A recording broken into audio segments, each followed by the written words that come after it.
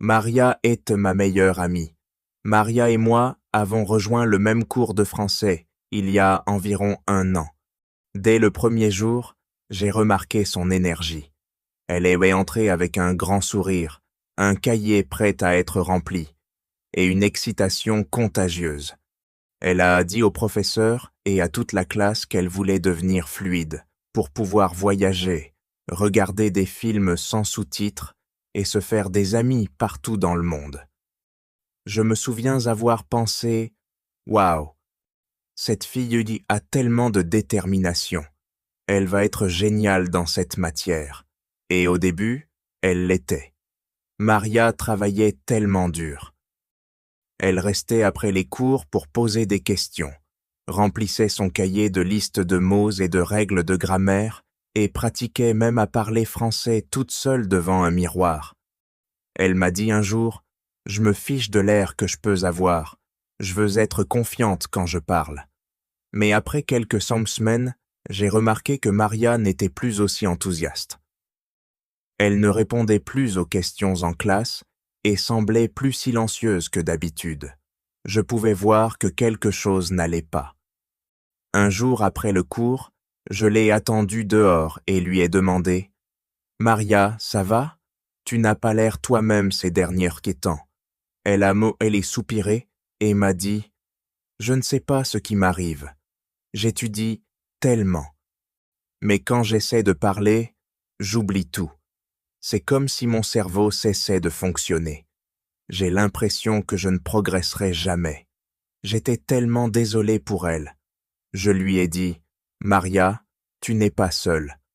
Cela arrive à tout le monde qui apprend une nouvelle langue. Parlons à la professeure. Peut-être qu'elle pourra aider. » Maria a accepté. Et après le cours suivant, nous sommes restés pour parler à notre professeur. La professeure a écouté patiemment, puis a dit quelque chose qui m'a vraiment marqué. « Maria, oublier des mots ne signifie pas que tu échoues. Cela signifie que ton cerveau est encore en train de traiter ce que tu apprends. Essayons une nouvelle approche ensemble. » La professeure a regardé Maria et lui a demandé « Qu'est-ce que tu aimes raconter? Qu'est-ce que tu aimes faire ?» Maria a réfléchi un instant, puis a répondu « J'aime cuisiner. C'est ce que je fais chez moi. J'aime aussi regarder des comédies de romantiques. Elles me rendent heureuse. » La professeure a souri. « C'est génial. Apprendre le français devrait être amusant et basé sur les choses que tu aimes. » Commençons par la cuisine et les films. Cela rendra l'apprentissage plus facile et plus intéressant. La première tâche de Maria était simple. La professeure a dit « Écris tous les mots que tu connais en français sur la cuisine et les comédies romantiques. » Ce soir-là, Maria s'est assise à sa table. Elle a regardé autour de sa cuisine et a pensé aux outils et ingrédients qu'elle utilisait. Elle s'est aussi rappelé les films qu'elle aimait regarder. Petit à petit, elle a fait une liste, recettes, four, pâtes, légumes, chef, sous-titres, drôle, amour et bien d'autres. Le lendemain, quand elle a montré sa liste à la professeure, celle-ci était ravie. C'est un excellent début, Maria. Maintenant, nous allons faire des phrases avec ces mots. Par exemple, au lieu d'écrire simplement « four », tu peux écrire « je fais cuire du pain dans le four ». Cela t'aidera à pratiquer l'utilisation des mots. Maria aimait l'idée. Ce soir-là, elle a pris sa liste et a écrit des phrases pour chaque mot. « Je cuisine des pâtes avec du fromage », a-t-elle écrit. « J'aime les films avec des sous-titres ». Chaque phrase la rendait plus confiante. En pratiquant, Maria a réalisé que l'étude ne semblait pas difficile. Elle apprenait le français en parlant des choses qu'elle aimait. La cuisine et les films la rendaient heureuse, et maintenant, ils l'aidaient à apprendre. Maria et moi avons appris une nouvelle façon de pratiquer le français grâce à notre professeur. La professeure a dit « Pensez aux conversations que vous pourriez avoir sur la cuisine ou les films. » Écrivez ces conversations, puis Dites-les à voix haute. Maria s'est assise et a commencé à écrire de simples dialogues. Elle a écrit des choses comme « Quel est ton plat préféré ?»« J'adore faire des pâtes. »« De quels ingrédients as-tu besoin ?»« J'ai besoin de tomates, d'ail et d'huile d'olive. » Au début, Maria se sentait timide en disant ces phrases. Elle a dit « C'est étrange de parler toute seule. » J'ai souri et répondu « Fais semblant de me parler. Nous pouvons pratiquer ensemble. » Après le cours, nous avons pratiqué ces dialogues. Je posais les questions à Maria et elle répondait avec le sourire. Plus nous pratiquions, plus Maria devenait confiante. Un jour, elle m'a dit « Quand je cuisine chez moi, j'imagine que quelqu'un me pose des questions en français. Je pratique en répondant pendant que je cuisine. » Cela ressemble à une vraie conversation. Cette idée rendait l'apprentissage plus amusant pour Maria. Elle n'avait pas besoin d'attendre le cours. Elle pouvait pratiquer à tout moment, que ce soit dans la cuisine ou en regardant un film. Elle imaginait des gens lui poser des questions en français et se surprenait à leur répondre avec assurance. Peu à peu, parler en français lui semblait plus naturel et elle commença à apprécier le processus. Au début, Maria pensait qu'elle devait apprendre le plus de nouveaux mots possible chaque jour.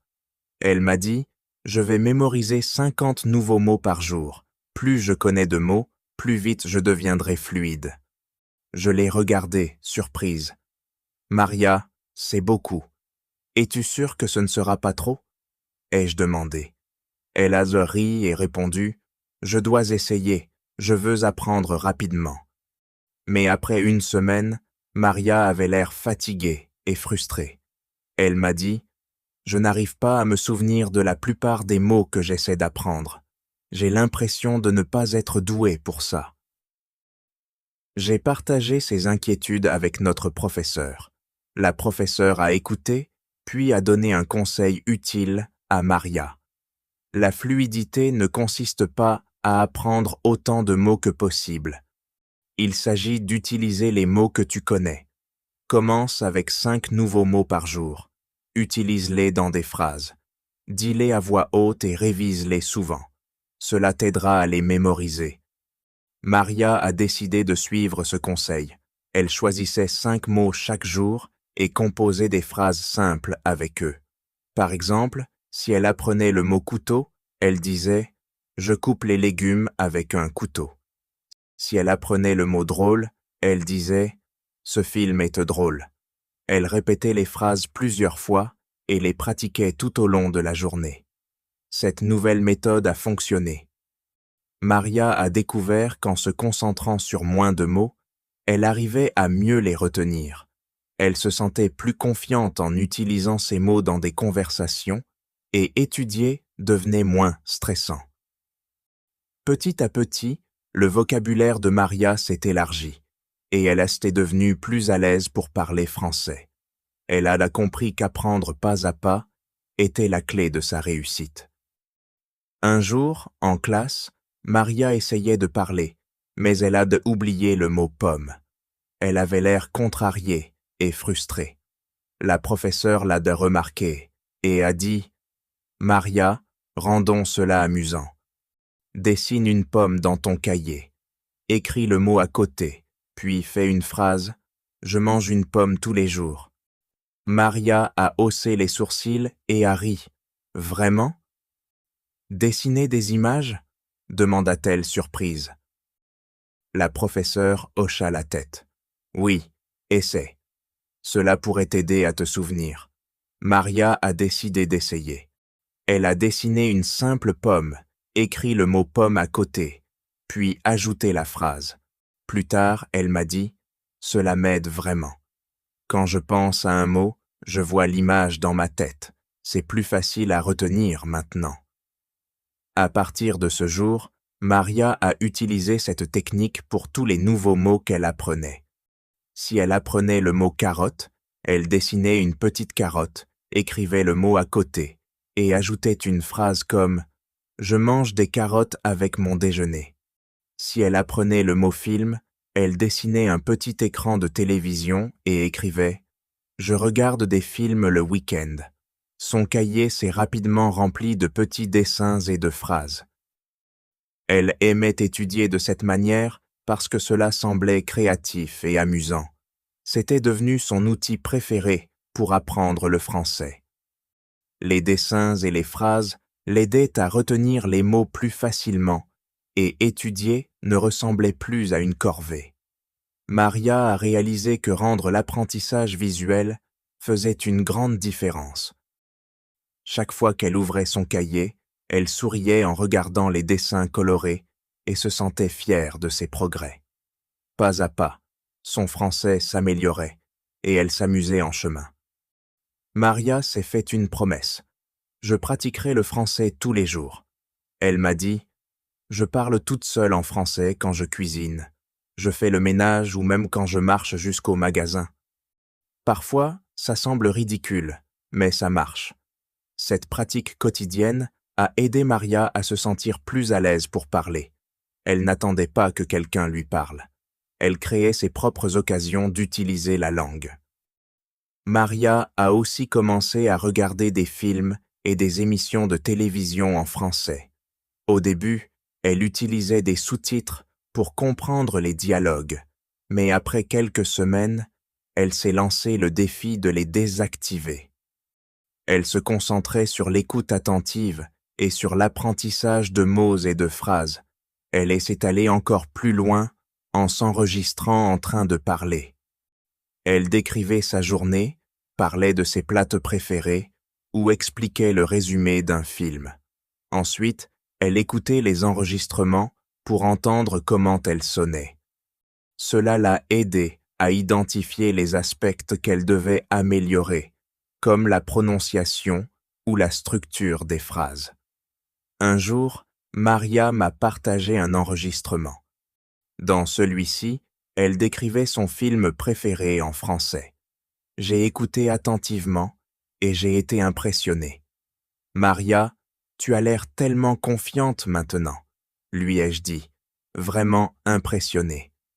Maria a souri. « Je fais encore des erreurs, mais je me sens mieux quand j'entends à quel point j'ai progressé », a-t-elle dit. Sa pratique quotidienne de la parole, combinée au visionnage de films et à ses enregistrements, faisait une grande différence. La promesse de Maria de pratiquer chaque jour était devenue une habitude. Petit à petit, elle se sentait plus naturelle et confiante en parlant français. Ce n'était pas toujours facile, mais ses efforts du portaient dans leurs fruits, et elle était fière du chemin parcouru. Une des choses les plus importantes que Maria a apprises, c'était de célébrer ses progrès, même les plus petits. Je me souviens d'un jour en classe où elle a utilisé le mot « ingrédient » correctement dans une phrase. La professeure a applaudi et a dit « Maria, c'était parfait ». Maria a ri et a dit « ce n'est qu'un mot ». La professeure a répondu « Chaque mot que tu apprends est un pas de plus vers la fluidité. Sois fier de toi ». À partir de ce jour, Maria a commencé à célébrer chaque petite victoire. Elle a compris que le progrès n'est pas toujours grand et évident. Ce sont les petits pas qui s'additionnent. Après des mois de travail acharné, Maria a enfin eu sa première vraie conversation en français.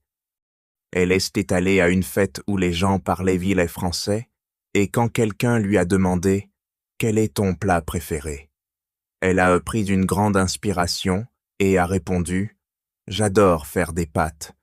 J'utilise des tomates, de l'ail et de l'huile d'olive. » Quand elle m'en a parlé plus tard, son visage s'est illuminé de fierté.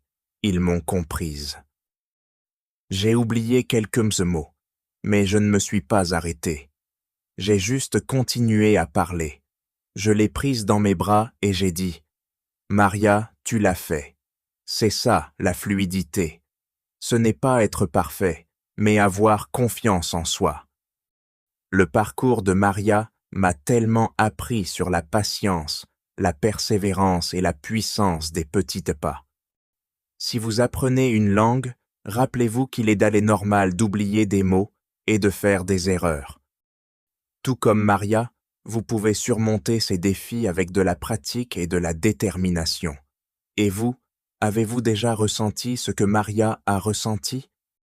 Partagez votre histoire dans les commentaires ci-dessous. Et si vous avez trouvé cette histoire inspirante, n'oubliez pas de liker et de vous abonner pour en découvrir davantage.